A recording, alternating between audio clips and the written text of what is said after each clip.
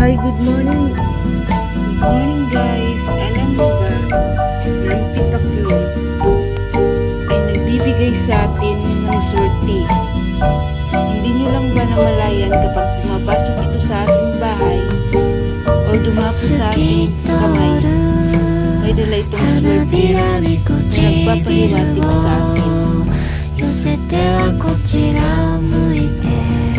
Na minsan, ang mga bagay na hindi natin alam, ito na pala ang biyaya na binigay sa atin. Kaya wag niyo siyang patayin o kung anong gagawin. Dahil ang tipaklong ay isang insik na pinakamaswerte sa atin, na nagbibigay sa atin ng magandang opportunity o oportunidad na good luck sa atin, bibigay sa atin ng pera or makakahanap tayo ng magandang trabaho or matatanggap tayo sa trabaho.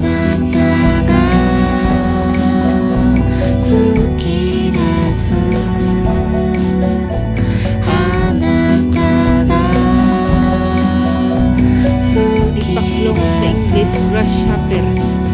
Kaya yan guys, kapag nakakita talaga kayo nito, swerte yan sa inyo.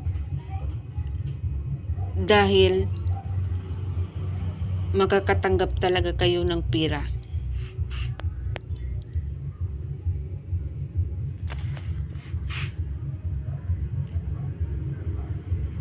Kaya kung anong gusto nyo, mag-wish na kayo kung anong mga kahilingan na gusto nyo bago nyo siya